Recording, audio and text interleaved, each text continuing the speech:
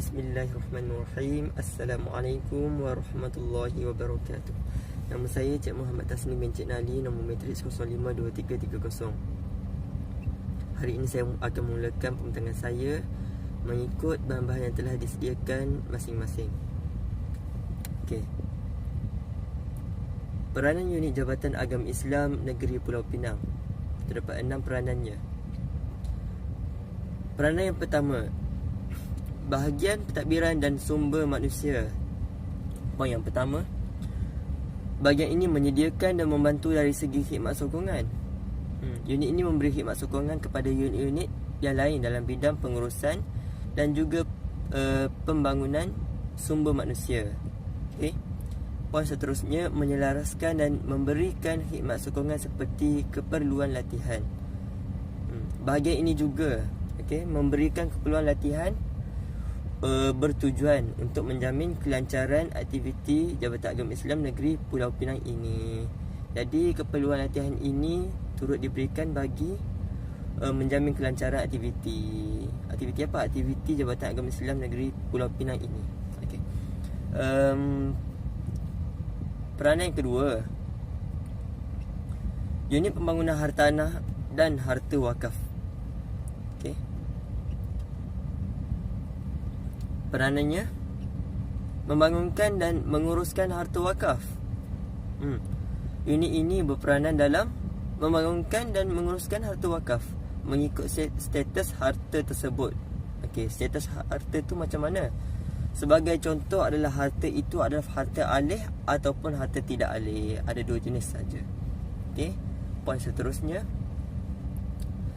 unit ini juga berperanan dalam menjalankan kajian serta menyediakan perancangan pembangunan hartanah. Unit ini bertanggungjawab untuk menjalankan kajian serta menyediakan perancangan pembangunan hartanah seperti projek yang telah berjaya sebelum ini di Seberang Jaya dan Teluk Air Tawar. Projek ini telah memberi kesan dan memberi respon yang positif kepada masyarakat Islam di Pulau Pinang. Okey.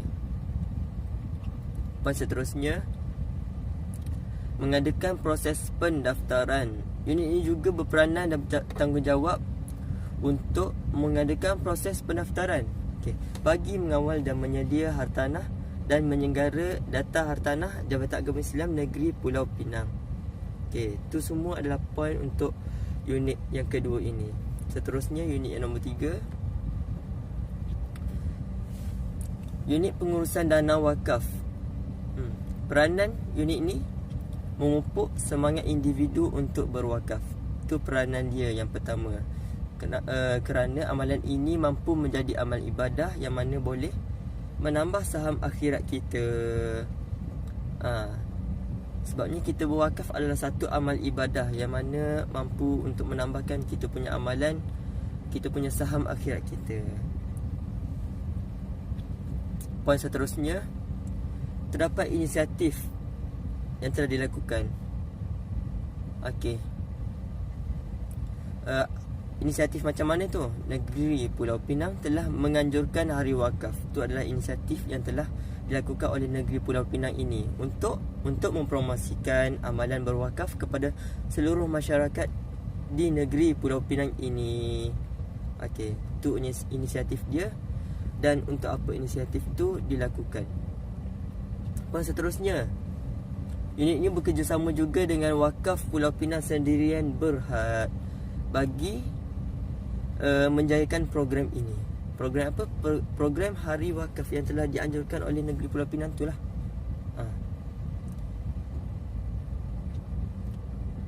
Unit yang keempat, unit pengurusan dan penyelenggaraan premis. Poin pertama, unit ini menguruskan sewa dan penyelenggaraan sesebuah premis. Hal ini demikian. Okey. Unit ini bertanggungjawab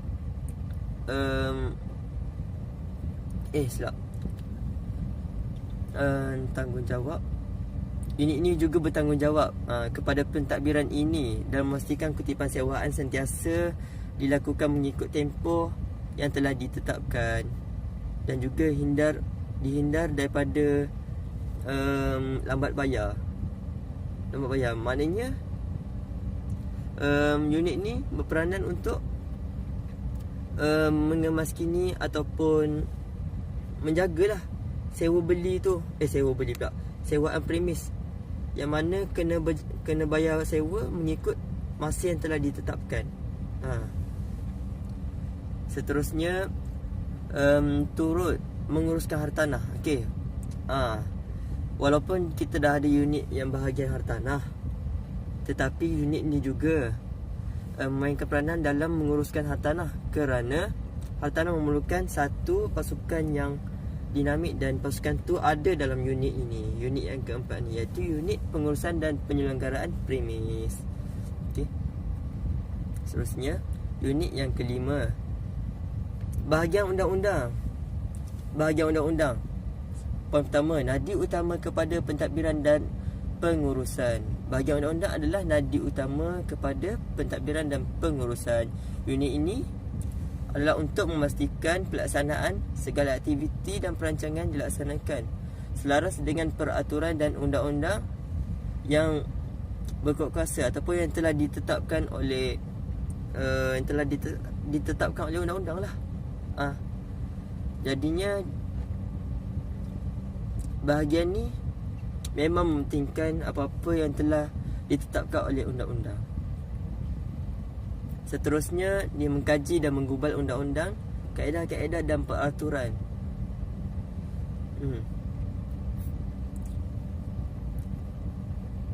Huraian untuk poin ni, bahagian undang-undang ni memang sangat bertanggungjawab lah untuk mengkaji dan menggubal undang-undang yang digunakan di Jabatan Agama Islam Negeri Pulau Pinang ni. Sebab apa? Sebab bahagian ni je yang menggubal pasal undang-undang. Yang lain tu, unit lain tu semua berkaitan pasal hartanah, tanah wakaf dan sebagainya lah. Seterusnya, bahagian undang-undang juga menguruskan dokumen. Dokumen seperti apa?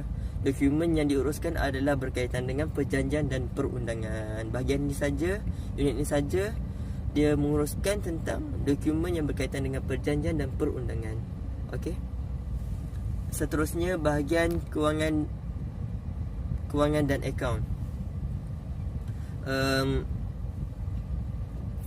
Dia menguruskan hal-hal kewangan yang mana melibatkan unit ini dan kesemua perkara yang melibatkan kewangan dan perakaunan.